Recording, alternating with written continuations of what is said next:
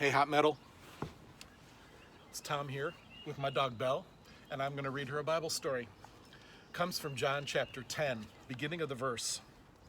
Jesus says, I tell you the truth, the man who does not enter the sheep pen by the gate, but climbs in by some other way, is a thief and a robber. The man who enters by the gate is the shepherd of his sheep. The watchman opens the gate for him, and the sheep listen for his voice.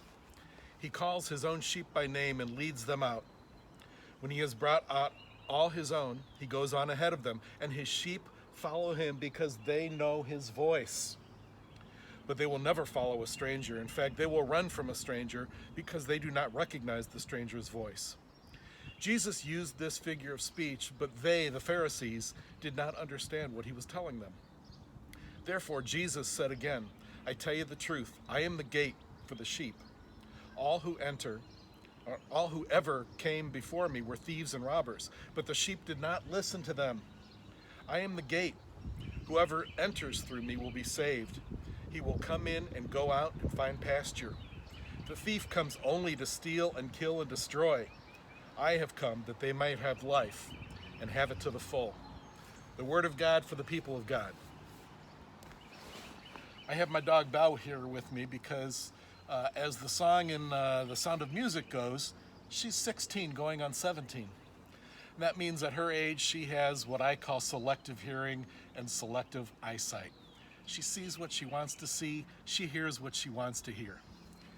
So the good thing is she doesn't bark at a lot of noises anymore, but when I say things she wants, like when I talk about food, or when I say, you want to go for a walk?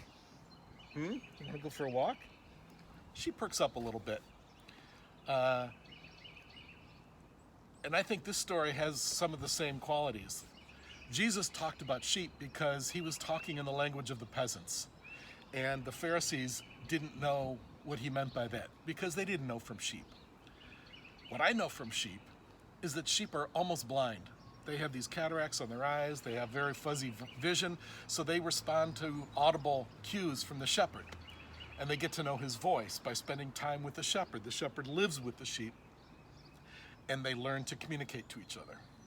And I think there's a lot of correlations between us and God in this situation, because we are kind of blind and deaf when it comes to God. We don't always see God or hear God directly, but in the times that we spend with God, we get to know God's voice, and we begin to see God around us, and we begin to see God in his creation, like these beautiful dogwood blossoms behind us, and we begin to maybe experience God in the way that we interact with others and interact with God's creation.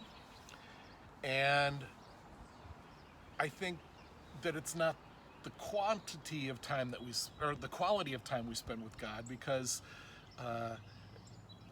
it's not always going to be the best time that we spend with God. I know when I go into contemplation with God, sometimes my mind races. It's not quality time, but it's the quantity of time. The more time you spend with God, the more you will begin to see God, the more you will begin to hear from God, the more you will experience God.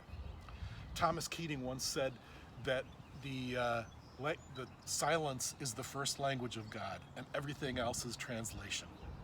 So I don't know about you, but I like to sometimes get past the translations. There's time for translations, but I like to get right to the first language of God, which is silence. So won't you spend a moment of silence with me, just listening to the birds sing, listening to creation, and I don't believe my little sheep here is going to make much noise. And we can experience God together in his first language, which is silence.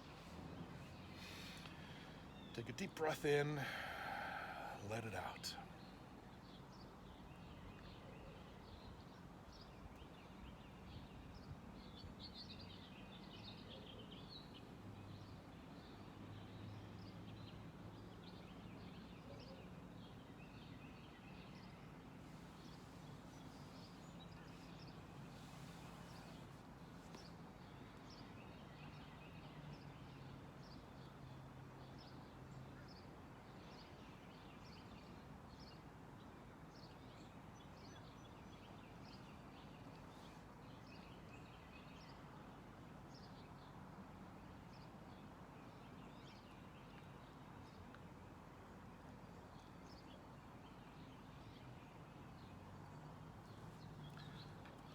I love this image of God as a shepherd.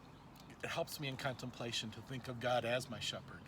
And in the time that we spend together, I will, as I said, become more attuned to his voice, be more attuned to seeing God, be more attuned to experiencing God because of the time we spend together over a lifetime. So it doesn't take a half hour or even 15 minutes that you have to spend with God each day, although you can do that, and it's great. But even a few minutes, just in silence, contemplating God as your shepherd, I think can really help you, especially during this time where we maybe need to feel God's presence more. Be well, Hot Metal. We love you. Bell loves you. And we'll see you soon.